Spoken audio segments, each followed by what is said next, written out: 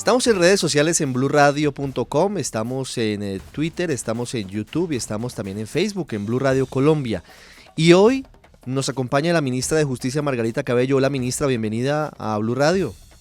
Buenos días, Ricardo, gracias a ti y a toda tu mesa. Con gusto estoy con ustedes. Ministra, ¿qué opina sobre el paro al que se van a sumar, según han dicho los sindicatos del IMPEC, el próximo jueves 21 de noviembre?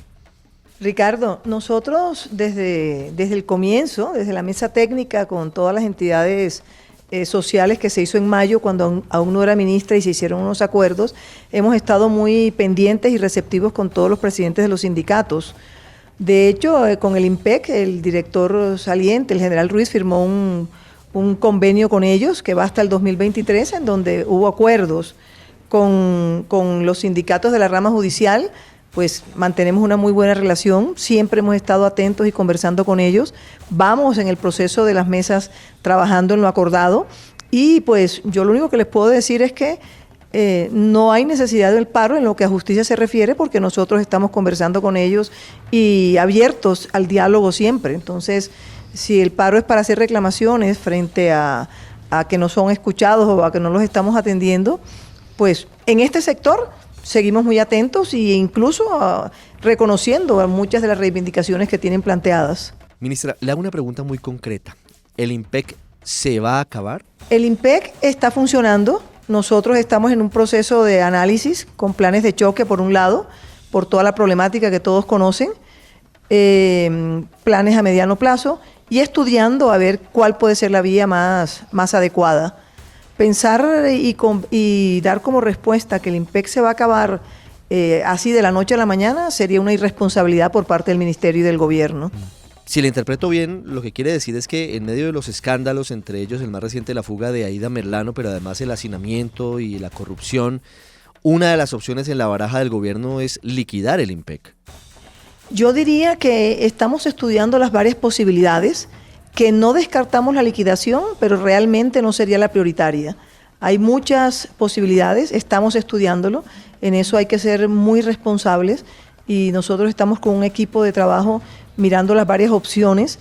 Indudablemente hay que hacer reestructuraciones, en principio yo diría que ese sería un paso, pero apenas tenga los estudios, que lamentablemente uno no puede tomar una decisión de un día para otro. Ya hemos visto que en otras oportunidades los proyectos de ley sobre liquidación del IMPEC se han caído y todo eso hay que sopesarlo, pero estamos trabajando duro para tomar una decisión porque sí hay que tomar medidas, sí hay que hacer por lo menos reestructuraciones. Hay otra medida que es muy polémica, pero que ya se ha adoptado en varios países. ¿El gobierno está pensando en privatizar las cárceles, en la construcción de las cárceles hecha por privados? Yo he pensado y hemos pensado en la posibilidad, que también la estamos estudiando, de construir algún centro penitenciario con APPs, que sería una especie de privatización, pero no en todo. Hay un aspecto que es de trascendental importancia, que es el relativo a los guardianes. Los guardianes son un grupo con unas condiciones jurídicas muy especiales y en ese sentido pensar en privatización tocaría analizarlo muy a fondo. Pero en un plan piloto, una prueba, con una APP pensando en un modelo distinto, sí estamos pensando. Pero esto es noticia. ¿Cuándo comienza el plan piloto? ¿Ya está previsto cuándo van a empezar a construir cárceles de manera privada en Colombia? Lo que estamos estudiando es, a partir del año entrante, mirar las varias opciones. Estamos analizando un primer punto que nos está sirviendo de obstáculo en este momento. Aparentemente, podría decirlo yo, porque estamos haciendo el estudio, y es sobre los costos. De acuerdo con un estudio que tenemos de los estándares de construcción de centros penitenciarios en el país, se está hablando o tenemos la orden de que los costos deben ser más o menos de 120 millones por persona privada de la libertad, que es como se hacen los análisis financieros de este tipo de convenios. Y por lo que hemos oído ya en las conversaciones, pues fuera de legalidad, sino conversando y mirando y revisando. Yo he estado muy incluso fuera del país mirando todos estos centros manejados así, nos dicen que es un poco alto. Entonces estamos haciendo ese análisis porque necesitamos también que se trate de unos centros y unos negocios que sean también de interés para los futuros contratistas que quieran participar en este tipo de de asociación pública-privada. ¿Ya hay empresas interesadas en la construcción de cárceles? Todavía no, porque estamos mirando ese análisis, pero sé que si hacemos un buen análisis de los costos y hacemos unas buenas propuestas, nos podrían aparecer varios el año entrante, que es lo que queremos. Ojalá sean varios para poder tener esas opciones, pero hay que probar con un plan piloto. Ministra, le hablo ahora de un tema muy delicado, porque seguramente si a esta hora nos están viendo y nos están escuchando los oyentes de Blue Radio y han tenido que hacer trámites ante Superintendencia de Notariado y Registro, se han dado cuenta de que están en paro y hay mucha gente con líos para poder hacer compraventa de inmuebles. ¿Qué es lo que está pasando en este cese de actividades? Los funcionarios de la Superintendencia de Notariado y Registro iniciaron un cese de actividades.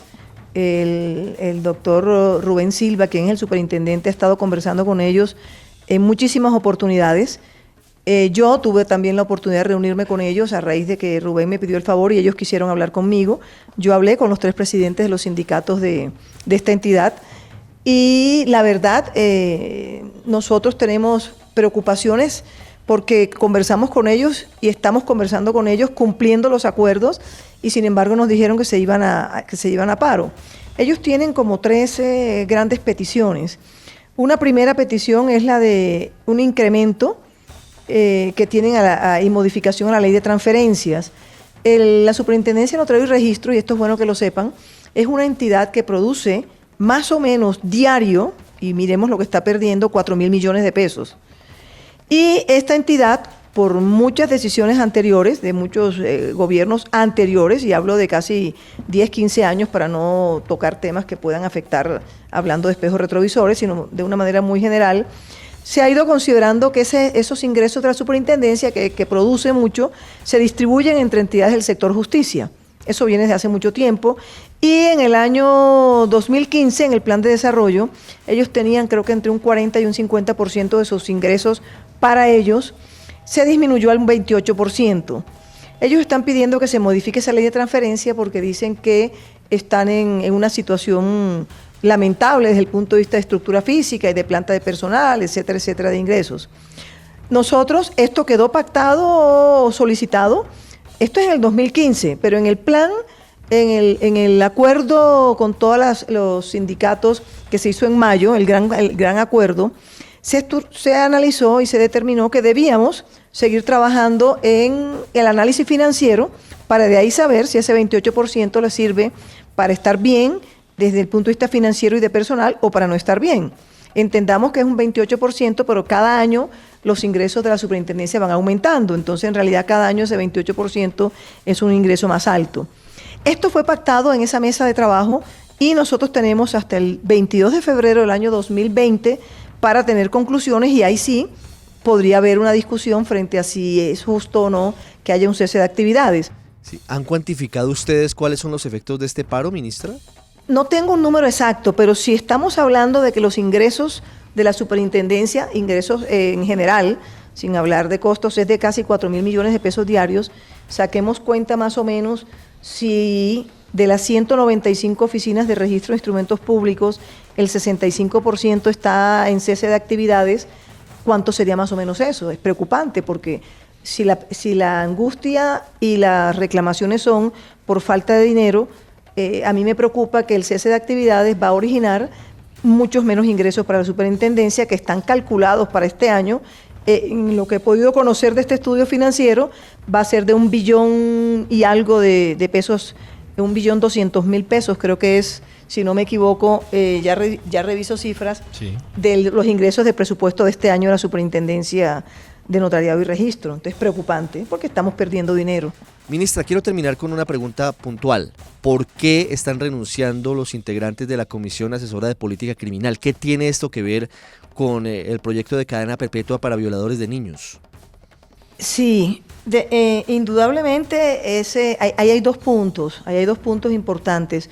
Uno, la gran preocupación por el hacinamiento. En eso estoy de acuerdo con ustedes y yo desde que me posesioné he estado muy encima de ver cómo solucionamos eso y tú me has visto cómo he insistido en la necesidad de trabajar con los entes territoriales porque el hacinamiento, de acuerdo con el análisis que hicimos, está más en los procesados y sindicados que en los condenados. Eso implica un tema de política criminal, en primer lugar, para tocarte luego el de los asesores. Y implica un tema de política criminal, porque la política criminal que estamos tratando de llevar a cabo y que es la que tiene el país, es la de resocialización. No todo debe ser cárcel, no todo debe ser medidas de aseguramiento. Hay muchos mecanismos alternativos que cumplen con el fin resocializador de la pena. Eso implica entonces trabajar en deshacinar y trabajar en resocializar, que lo estamos tratando de hacer, pero con un número tan grande de 124.000 no se ven los programas con celeridad. Reduciendo el hacinamiento se me va a notar más el trabajo en resocialización. Ahora bien, eso no quiere decir que todas las medidas deban ser de que no sea posible unas medidas punitivas. Ahí hay que hacer un equilibrio. No todos los proyectos de ley deben ser con mayor punibilidad, sino más bien tomando medidas alternativas, pero en algunos casos, por peticiones sociales, por razones sociológicas, toca tomar medidas fuertes en ese sentido. Por otro lado, tengo la tensión axial a la que yo siempre he hablado, en donde, si bien esa es la política criminal que estamos manejando, la sociedad, incluso debo reconocerlo sin ofender a nadie, los mismos medios nos reclaman permanentemente que por qué no metemos a la cárcel a todo el mundo. Y yo me encuentro a veces en esos dos mundos, ¿no? En tratar de enseñar, y aquí voy a tener que manejar temas mediáticos el año entrante para cumplimiento de deberes y entendimiento de la sociedad, encuentro a que todo el mundo me pide que por qué no metemos a la cárcel a todos, pero nuestras políticas no deben ser esas.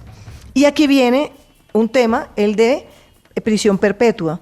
Y te hablo de prisión perpetua, pero es una prisión perpetua que existe en todos los países civilizados y modernos con derechos humanos, en Europa, por ejemplo. Y es una prisión perpetua revisable solo para casos de gravedad máxima, requiere reglamentación y además debe tener segunda instancia. O sea, hay resocialización, hay posibilidad de que no sea permanente porque se le va a poner un plazo para que se revise, y solo es para los casos extremadamente graves. Ejemplo, y no debo decir nombres, pero ejemplo, Garavito. Entonces, hay que entender la razón de la medida, y hay que entender también el otro lado de la sociedad. La sociedad está reclamando medidas de toda clase, y dentro de ellas esta de sanciones fuertes para los temas de violencia sexual, que lamentablemente estamos muy afectados. Sí, y termino con esto. ¿Por qué se están yendo los asesores de la comisión? Ahí voy. Termino con esto. Yo me posesiono de ministra, empiezo a conocer un poco el movimiento, y en todos estos meses llevo los 1000 temas que maneja un ministerio de todos lados, y me entero por los medios de que el presidente de la comisión ha renunciado en su momento, el doctor Ricardo Posada. Esta comisión de asesores está conformada por un grupo muy erudito de funcionarios. Él explica sus razones, yo entiendo y los llamo a reunirme con ellos. Ellos habían entregado un concepto, porque eso hace la Comisión Asesora del Consejo Superior de Política Criminal, emitir conceptos.